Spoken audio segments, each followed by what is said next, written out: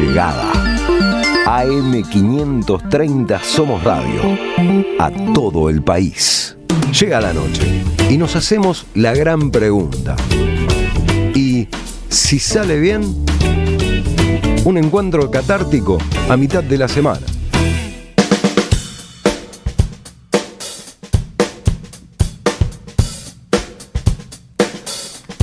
...22:40 en toda la República Argentina. Seguimos acá muertos de ganas de hablar de la muerte. 11 3200 0530. Y estamos diciendo qué muerto que te caes si te cae un muerto, ¿no? Básicamente porque está carísimo morirse. ¿Qué dato tenés ahí, Belú? Bueno, le pregunté a ChatGPT. Sí, a ver si está bien ChatGPT. Dice, un servicio básico de velorio y sepelio puede costar entre 550.000 y un palo. Y el más completo de todos, 2 palos o más. 2 palos, pero que viene Chayanne a cantar. Sí. Sanguchito de miga triple bueno, te pido. Che, ¿qué pasa? Me quedé también con la duda de qué pasa con los rituales de muerte. Que digo, se empieza a pensar en la cremación, se empieza a pensar incluso, digo, los ricos vuelven a discutir el tema de la criogénesis. Walt Disney tenía razón. ¿Qué pasa también con la discusión de la vida eterna? Porque está presente dentro de los aceleracionistas milmillonarios que nos gobiernan. ¿Voy yo? Sí, no, todo lo que es el transhumanismo está en boga. ¿Y qué proponen? Básicamente la vida eterna, de no morir. Sí, de distintas maneras, ¿no? El ideal es, bueno, seguir siendo la persona que sos para siempre, no envejecer o envejecer muy lentamente. Y si no, bueno, como yo le digo la onda Futurama, ¿no? Que queda tu cerebro, pero quizás te queda otro cuerpo, sos un robot, o incluso queda tu cerebro subido a una nube, digamos, y vos sos un bot, un chatbot, pero con tu cerebro. Qué castigo, imbancable al resto de la humanidad. Jair GPT, imagínate. No, me muero, ¿no? Es como el cuento de Borges, ¿viste? El cuento de Borges de los inmortales, en donde al final son unas criaturas nefastas y asquerosas que se maldicen el día en que optaron por la vida eterna. Pero esto ya existe, o sea, hay gente frisada en el mundo. No así Walt Disney. Lamento. ¿Walt Disney no va a volver? No, ¿sabes qué? No, es algo que investigamos mucho porque es un mito urbano de nuestra infancia. ¿No está congelado Walt Disney? No, está cremado, lo cremaron. No. Encima lo creo. No, esperá, si hay chicos escuchando este programa, Walt Disney está vivo. Nuestros niños internos se van traumados. Existe, esperá, conté este chisme, que lo prendieron fuego, todo lo que no quería el viejo, nadie te da bola después. No sé, no conozco a la familia Disney, pero el consenso es que en realidad eso fue como un mito, que él alguna vez quizás mencionó algo y que quedó como mito, pero no, de hecho en ese momento no existía esa tecnología. Ahora sí existe. Hizo un imperio y no pudo. Sí. Che, ¿y qué pasa entonces también en torno a las representaciones de la muerte más actuales? En este momento, ¿qué empieza a pensarse hoy en torno a la muerte? Bueno, me parece que si lo queremos pensar de una perspectiva sociológica y eso, estamos entrando dentro de todos los profundos cambios que están teniendo las sociedades de un tiempo a esta parte, estamos entrando en sociedades donde, para decirlo bruscamente, no existe la muerte, digamos. Sociedades donde no solamente se evade o se evita el duelo, que eso venía pasando, sino que ya se pierde la representación de la muerte. Y en este sentido, y voy a poner un ejemplo que a mí me parece bastante claro en esto, digamos, porque son sociedades sin muerte y sociedades sin nostalgia a la vez, ¿no? Yo cuando era chico crecí, mi padre era un fanático de los Beatles, y crecí con la idea de que yo nunca iba a ver a los Beatles porque había muerto John Lennon, ¿no? Entonces era una imposibilidad para mí ver a los Beatles. Hoy yo fui fanático, o lo soy todavía, de Soda Stereo. Yo podría llevarlo a mi hijo a ver a Soda Stereo, a ver un holograma o lo que fuere de Cerati. Me parece algo tremendo porque imposibilita justamente, en lugar de pensarnos en la posibilidad de, bueno, hay un horizonte que es la muerte y hay un lugar que es la nostalgia.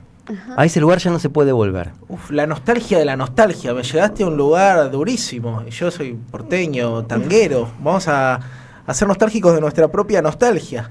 Sí, no, pero lo más terrible, estamos perdiendo la nostalgia, porque si ya podemos ir a ver a alguien que justo lo había mencionado Carolina antes, que murió, lo podemos ir a ver, puede cantar, podemos inclusive por inteligencia artificial hacer las voces de nuestros seres queridos fallecidos.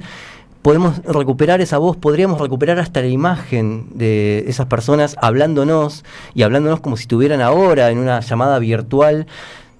Hay un lugar ahí que hemos perdido, digamos, de poder representarnos la ausencia del otro. Ya no nos podemos representar la ausencia. Qué tremendo. Había un capítulo de Black Mirror que es durísimo, que en su momento parecía vanguardista y ahora va a pasar mañana, en donde la tipa recrea a su marido muerto con un holograma, una inteligencia artificial.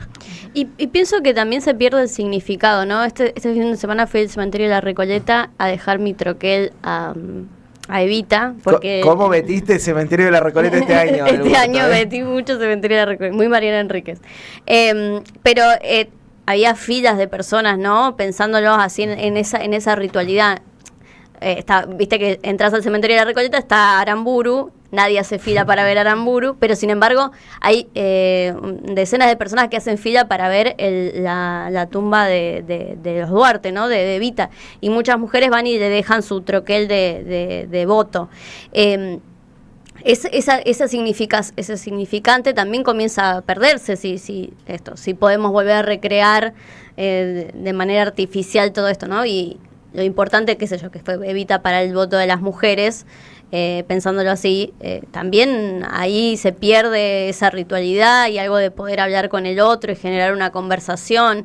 También estaba la tumba de Sarmiento y había una madre y una hija charlando sobre eso. La madre se ve que era maestra, y bueno, también eso, comienza a perderse una magia ahí alrededor del cementerio, que me parece que también es importante para eso, ¿no? Ver algo concreto, una placa, algo. Y hablabas de eso, pienso en los rituales de muerte de los grandes líderes, ¿no? Pienso en este país el ritual de la muerte de Evita, pienso en este país el ritual de la muerte de Néstor, pienso en Chávez y el ritual de la muerte de Chávez.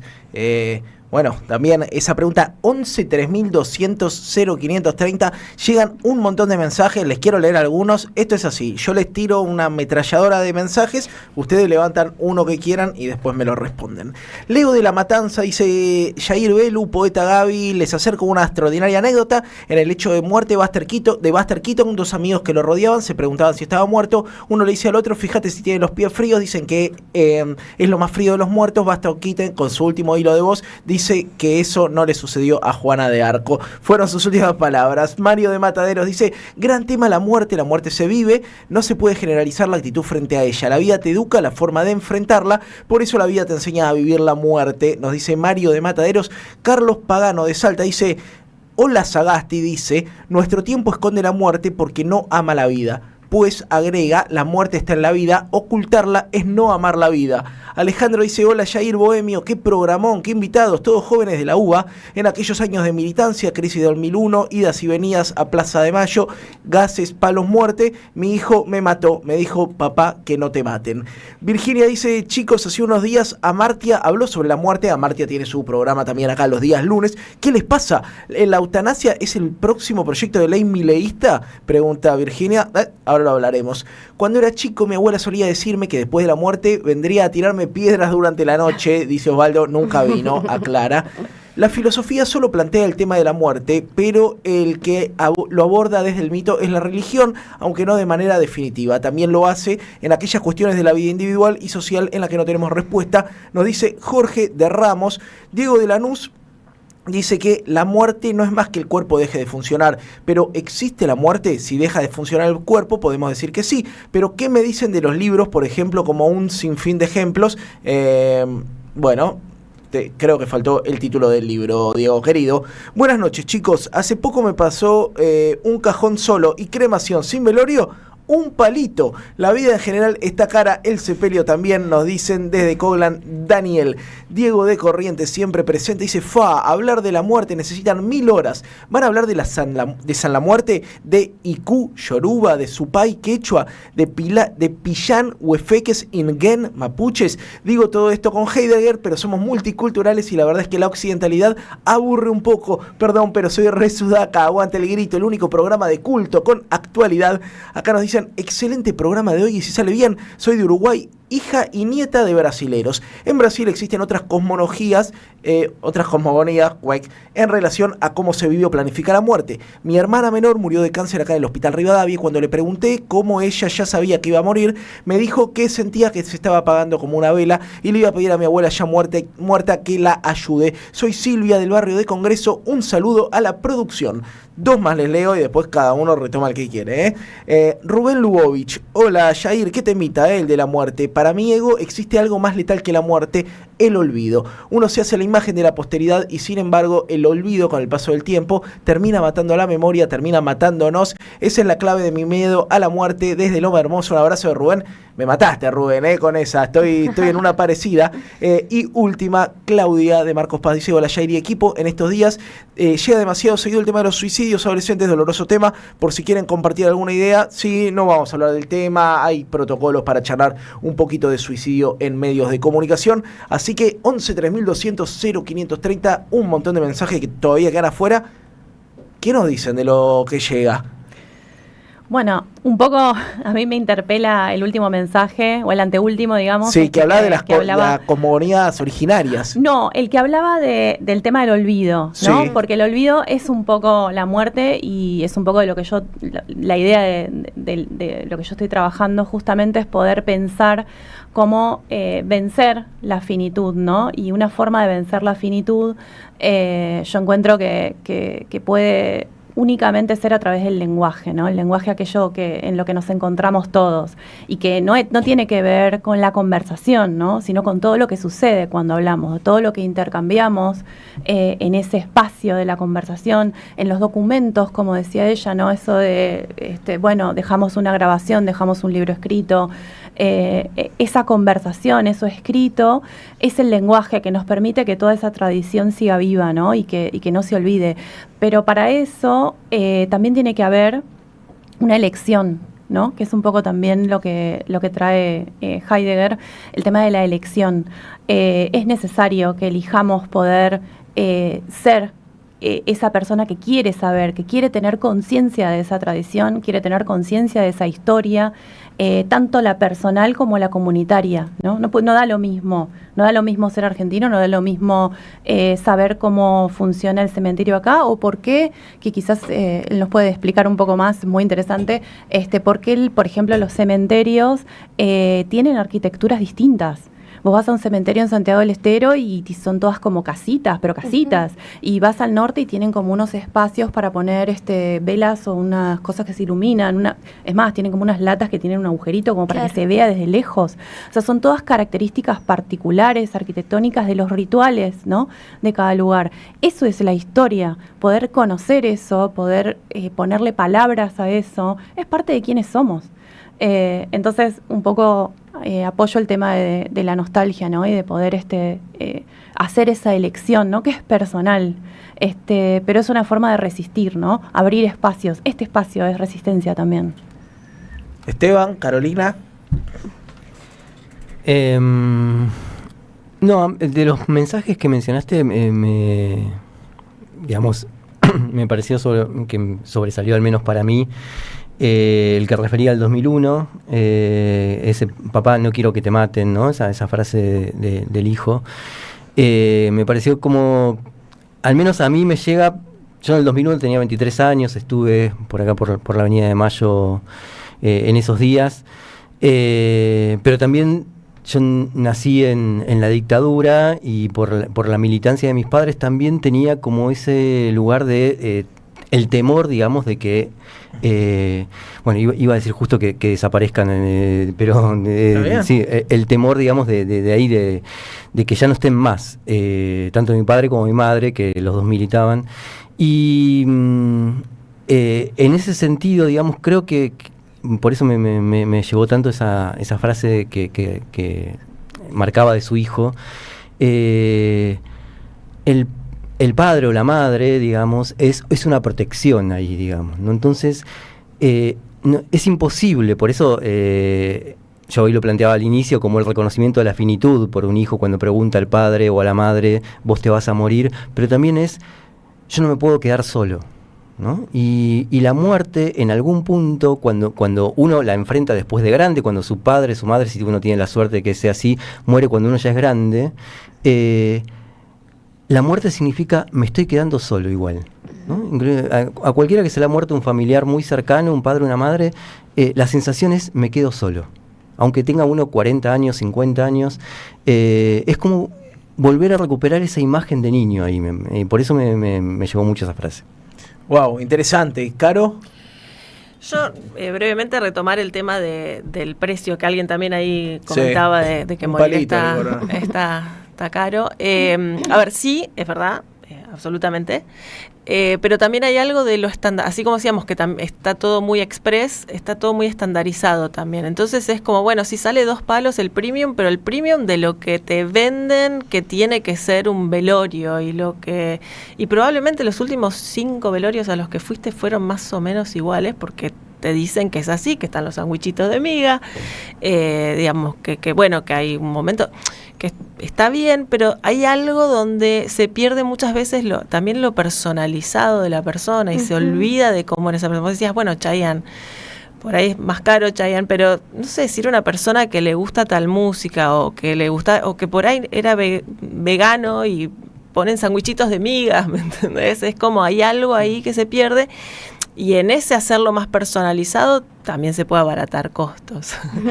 Pero digo, nunca pensamos un velorio mucho más allá de lo que nos imponen o de lo que creemos que tiene que ser un velorio. Tenemos un episodio que se llama Planificar un velorio, en el que planificamos mi velorio. Opa, ¿cómo es?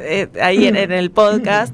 Pero que ahí van a ver, por ejemplo, bueno, obviamente es mi tema, pero es eso, es una cremación, pero después la fiesta es posterior y es en una casa y es con comida que lleva la gente y es con una playlist y es con un montón de cosas, pero en realidad lo único que fue quizás más caro de todo eso es la cremación, que bueno, toca hacerla, pero digamos, es una refiesta bastante distinta a lo que se suele hacer y no es tan cara. Entonces, bien, buen plan. Buen plan. Ahora en la cultura malandra también están prendiendo mucho motos, prenden fuego las motos. Yo quiero dejarlo acá explícito. En todo caso pueden vender la moto y comprar una más trucha para prenderla a fuego, pero sí que prendan fuego una moto. ¿Y podemos hacer unas motos piruetas? Sí, obvio que con moto pirueta. Muchos mensajes que llegan también en el WhatsApp. Me quiero quedar con una reflexión que un poco me disparaba lo que traías, Esteban, que tiene que ver con esto de la nostalgia y la muerte de la muerte, ¿no? Y que ya morir hasta pasaría a ser un hecho revolucionario, ¿no? Optar porque nadie más pueda usar tu imagen, ¿no? Bórrenme ChatGPT, ¿sí? Que mis letras y mis notas musicales queden solamente para quien yo decida. Tener algún tipo de propiedad sobre lo hecho, lo escrito, ¿no? Vamos hacia una sociedad donde morirse va a ser un hecho revolucionario. No sé si revolucionario, pero sí podría ser revolucionario en el sentido de transformador, digamos, ¿no? Y la muerte, digamos, para volver a, y lo voy a decir otra vez de una manera paradójica, para volver a tener una vitalidad tiene que transformarse, tiene que convertirse, digamos, porque como bien decías vos, si hoy te pueden recuperar la voz, pueden recuperar una imagen tuya, podés volver a estar hablando con tu pareja, con tus hijos una vez que te moriste, me parece que ahí se está perdiendo, y lo insisto con la paradoja, lo vivo de la muerte, que es la ausencia, ¿no? Y poder sostener al otro en una ausencia. Me parece que si perdemos eso, hay una transformación muy profunda en lo social que no sé si está buena. Belén, ¿cómo va a ser tu velorio? Planificalo acá, al aire, dale. Bueno, a mí me gusta la idea de la playlist. Te encantó esa. Me encantó esa. Primero tendríamos un momento de electrónica al principio. Arranca re arriba. Arranca re arriba. Pero también sí, a mí me gustaría, sí, todo más sacro, más... cajón, cajón abierto. Cajón abierto, que pase la gente, que me dejen cartas, eso me encantaría. Creo que también eso, pienso en los velorios de mis abuelos, que son como los más presentes que tengo, y también eso, las cartas, la gente, o sea, yo me acuerdo en el velorio de mi abuelo, que es cuando era más chica, jugando alrededor del cajón, es un loco, pero es como... con mis primos jugando y no entendiendo mucho nada, pero me gustaría que sea de esa misma manera, y me imagino el más clásico de los cementerios, el más clásico de las cruces, como yo visito a mis abuelos en sus cementerios, en donde están enterrados, quiero que me visiten a mí. No sé si mis nietos, porque andas a ver, pero bueno, sí, por lo menos mis amigos, qué sé yo. Si tenés nietos, que vengan tus nietos. Exacto, pero sí me imagino la ritualidad de lo más clásica posible, porque creo que ahí también se representan muchas cosas, ¿no? Porque uno también redescubre a través de eso nuevas imágenes que te va formando, ¿no? Yo lo hacemos mucho con mis padres y mis primos, de ir a visitar a nuestros abuelos, así que es incluso algo familiar que hacemos, ¿no? Alejandra, tu velorio, pedite acá 2, 3 cosas al aire. Podés exigir, Espera, yo quiero hacerte una pregunta. ¿Uno puede comandar un velorio de lujo aunque no lo pueda afrontar económicamente? No. Por ejemplo, mamá, si yo me muero antes que vos, quiero algo en un yate. Que vengan todos los pibes al yate escuchando música electrónica como dice Belu. Vos recomendás que no.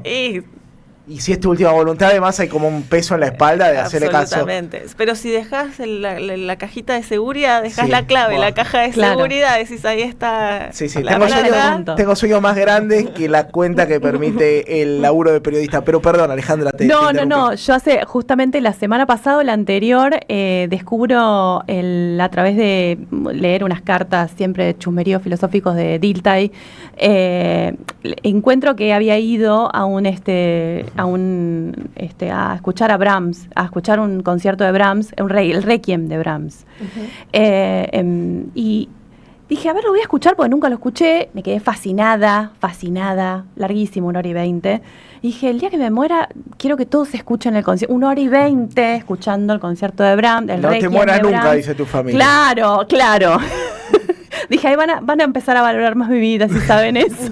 Claro, hay que cuidarla. Sí, así que sí, era el... Bien, el Requiem de Brahms, tomen nota. Esteban, ¿algún pedido para la posteridad? No, la verdad que no pensé mucho en mi muerte ni cómo planificarla, o cómo planificar cómo sería lo que se tuviera que hacer una vez que ya no estoy aquí, pero no.